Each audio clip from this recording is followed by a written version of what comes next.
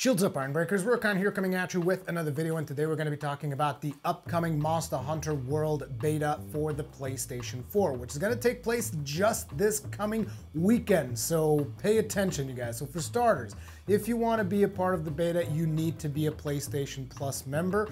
I don't know if that is something that goes far back, or if you can just like become a PlayStation member right now, and then you'll be eligible to access it, but I'm assuming all PlayStation members at the time which the download becomes available should be able to download the thing. At least that is my assumption, because they say the beta is going to be available for every PlayStation Plus member.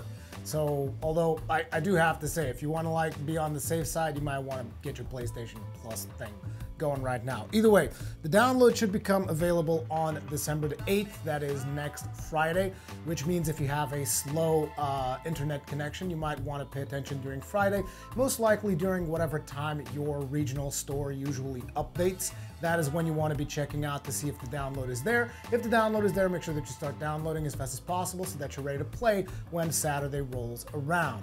Now, when Saturday rolls around, I have a couple of different beta times for you guys here, which is when the beta begins, depending on the region that you're in. So if you're in the UTC region, which is also, I think, right now the same as GMT, although I'm not entirely sure. I know that right now I'm personally in the UTC region, so it's the same as British Standard Time, basically.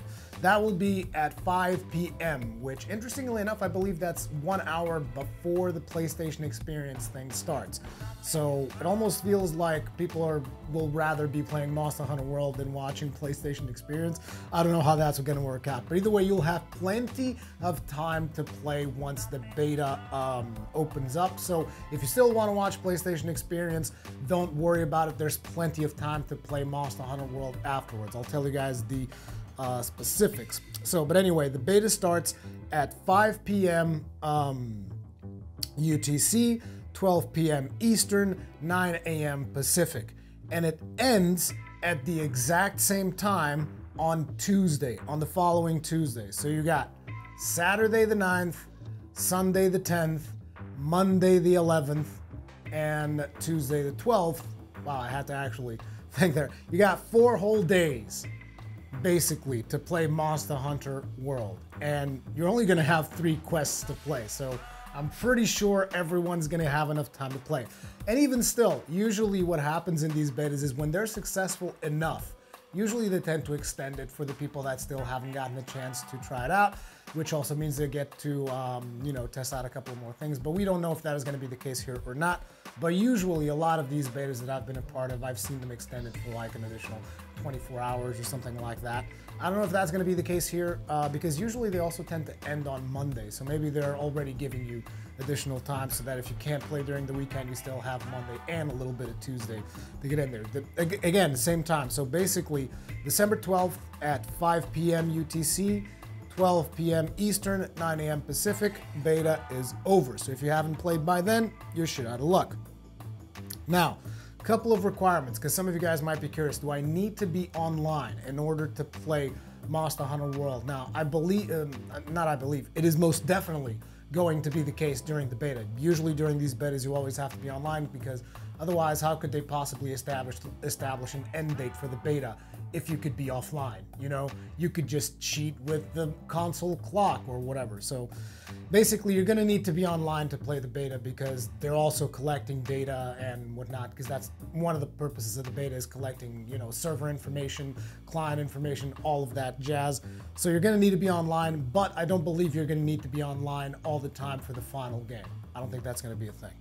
Although, even though you have to be online, that doesn't mean you have to play online. You can play all of the 3 quests that are available to you solo, but you can also play in multiplayer and play with other players from, I believe, even from different regions. I believe you can set like filters for languages and stuff if that's something that you want to do. Now, having said that, what quests are going to be available?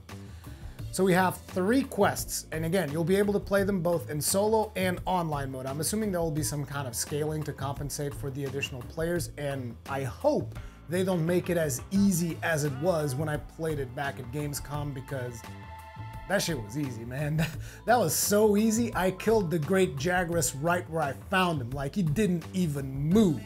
I almost want to say it was like 2 or 3 sets of combos. Boom, he's dead.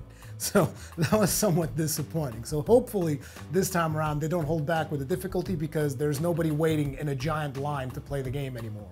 So please give us the full whammy, Capcom. Give us the full whammy. Anyway, the quests that will be available for you are: quest number 1, Great Devourer, Great Jagras. And as you can imagine, you're going to be hunting a Great Jagras. You're going to be doing so in the Ancient Forest, which is the very first map that we've seen in the trailer reveals. That is also the map where the Anjanath is. We'll talk about that. Anyway, the second quest will be Wildspire Rampage. This is going to be in the Wildspire Wastes, which is that deserty looking area that we've seen in the other trailers. And the monster that you're going to be hunting is the Baroth, which we all know what the Baroth is like. However, interesting little tidbit here. If you guys watched the Gamescom footage, you know that in the Wildspire Wastes, in the Baroth quest, there's also a Diablos in there. There's a Diablos in there. Now, your objective is going to be the Baroth. I'm not sure if the Diablos is going to be featured in the beta quest, but I can tell you, in Gamescom, there was Diablos in there, which means if the Diablos shows up in the Wildspire Rampage quest, you might be able to take on the Diablos as well, practice your moves on that, and obviously you can get the two monsters to attack each other. That shouldn't really be news. Anyway, the third quest is the Ancient Forest Menace. Now, in this one, you're going to be hunting the Anjanath, which is the first big monster that was revealed for Monster Hunter World that you've seen in the first trailers. And naturally, I'm assuming that you'll also be able to encounter the Great Jagras in this particular quest. And the Rathalos, baby. I'ma hunt me a Rathalos. You're goddamn right. I'ma hunt me a Rathalos. Yeah, I'm pretty sure the Rathalos is going to be featured in this quest because it's a major selling point, the whole thing about how you can get monsters to attack each other and all of that stuff. So, yeah, I'm pretty sure the Rathalos, it just needs to be there. And I want to fight that Rathalos. I'm going to chop that bitch's tail off. So that's going to be good fun. Those are 3 quests, which thankfully enough, they don't seem to be revealing that much. It's still a wide amount of monsters. I mean, we got the Great Jagras, we got the Anjanath, we got the Baroth. Those are guaranteed. Most likely, we will also get the Diablos on the Wildspire Wastes and the Rathalos on the Ancient Forest. And I also suspect we might get the Juriatidos. I don't know how to pronounce that one. It's like the Mud Plesioth looking dude. Because he was also in the Wildspire Waste, so that might also be a possibility. So that's like, what, 6 monsters? So that's a whole lot of monsters, okay? And I hope those are all the surprises that we'll get, because again, I don't want to get too much, because I don't want to get like burned out before the game actually comes out. I will be live streaming this stuff, like I said. Most likely I'll live stream a little bit of it before the PlayStation Experience, then we'll live stream the PlayStation Experience, and then we'll head right back in and live stream some more Monster Hunter World. That is most definitely going to be a thing.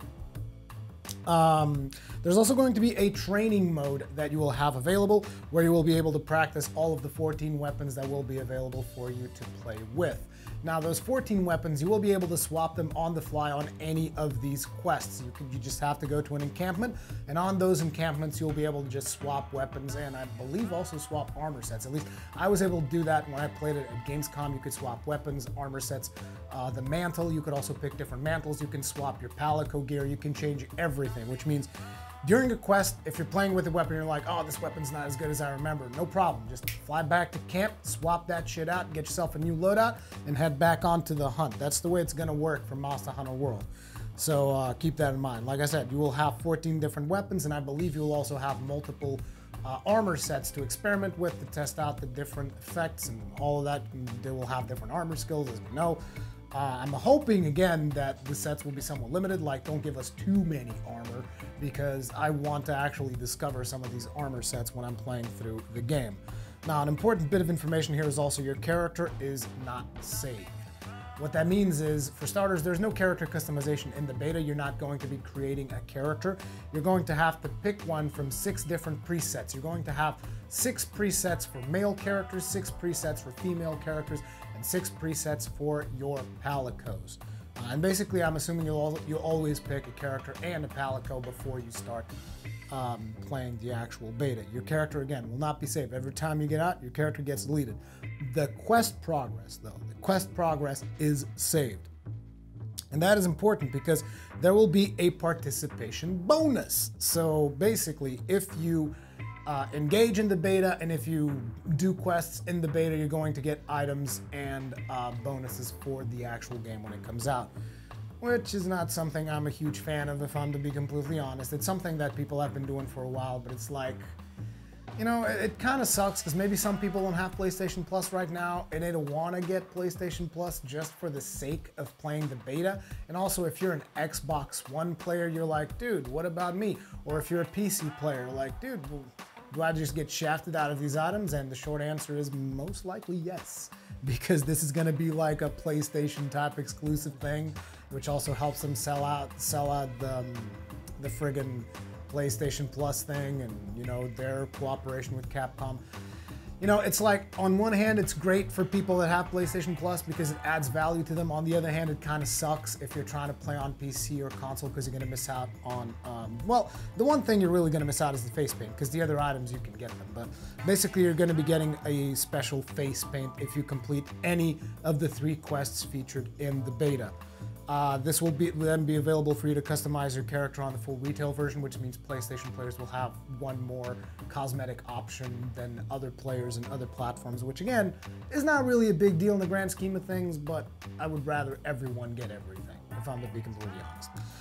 Beyond that, completing each of the 3 quests for the first time will earn you item sets you can use in the full retail version. Items include life powder, max potions, shock traps, and lots more that will help you out on the hunt. So these are not as problematic because these, it's like, okay, so PlayStation 4 players, they get a couple of additional items.